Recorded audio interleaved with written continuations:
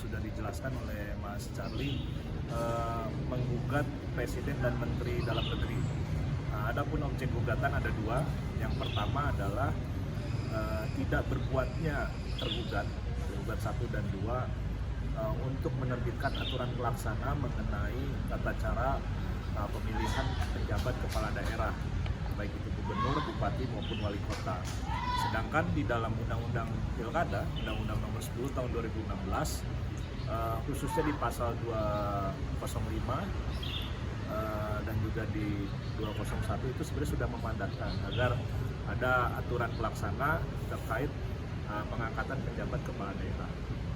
Itu yang pertama, objek gugatannya. Lalu yang kedua, objek gugatannya adalah serangkaian tindakan proses tergugat, baik itu Presiden RI maupun Mendagri, dalam hal mengangkat penjabat kepala daerah, wali kota, bupati maupun gubernur tanpa adanya dasar aturan hukum yang jelas.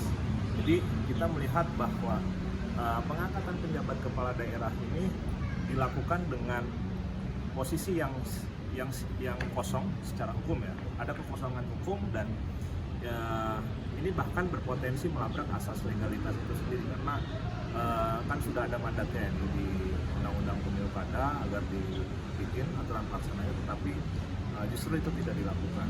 Justru tetap dilakukan serangkaian tindakan proses pengangkatan penjabat kepala daerah.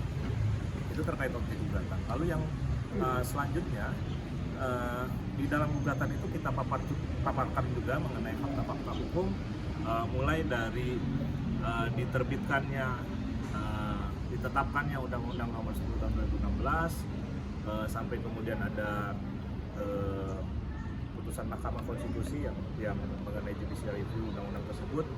Lalu juga sampai kemudian mulai adanya serangkaian proses tindakan pengangkatan penjabat kepala daerah sejak awal Mei, kira-kira sejak 12 Mei sampai dengan hari ini, bahkan bakal terus sampai 2023, yang dimana pengangkatan itu ya tadi tidak ada aturan pelaksananya yang jelas. Nah, lalu kita mencatat dari 12 Mei sampai dengan 25 November ini ada sekitar 88 kepala daerah yang telah diangkat sebagai penjabat kepala daerah.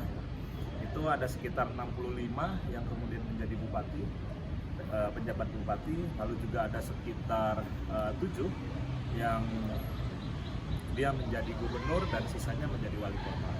Nah, ini yang kita melihat bahwa ini ancaman serius terhadap demokrasi, sangat berbahaya, karena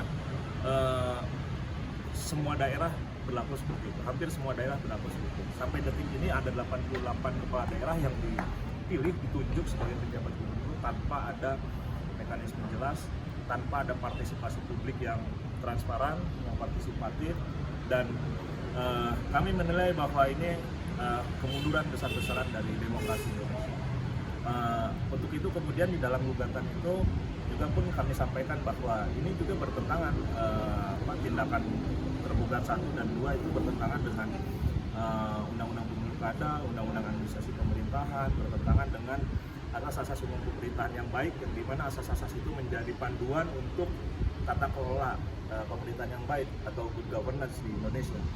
Nah, lalu kemudian di bagian terakhir di gugatan itu kita menuntut agar Pengadilan Tata Usaha Negara Jakarta mengabulkan gugatan para penggugat seluruhnya, lalu juga menyatakan bahwa tindakan tergugat 1 dan tergugat 2 yang tidak menerbitkan aturan pelaksana mengenai pengangkatan penjabat kepala daerah maupun melakukan pengangkatan penjabat kepala daerah tanpa ada dasar hukum yang jelas itu adalah perbuatan melawan hukum oleh penguasa. Dan juga kami meminta di dalam tuntutan gugatan itu supaya Majelis Hakim Pengadilan Tata Usaha Negara memerintahkan tergugat 1 dan tergugat 2 untuk menerbitkan aturan pelaksana, menerbitkan mekanisme yang jelas, peraturan pelaksana yang jelas terkait pengangkatan penjabat kepala daerah. Dan juga di dalam petitum itu kami juga meminta agar Majelis Hakim Petun memiliki posisi yang tegas, yang jelas untuk membatalkan seluruh penjabat kepala daerah yang telah diangkat sampai detik ini. Mungkin cukup sekian, terima kasih.